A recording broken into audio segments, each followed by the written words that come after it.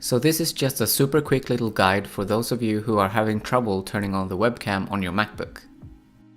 To turn it on, open up a Finder window by clicking on the Finder icon in the dock, the happy face icon. Then find Applications in the sidebar on the left of the Finder window. The webcam application is called Photo Booth, so you're going to want to scroll through your applications until you find that and then double click on it. In the bottom left of the Photo Booth window, you can choose between taking still pictures, record a video, or take 4 pictures. On the bottom right of the window, you can enable some fun effects. Click on the big red button in the middle to take photos or record video.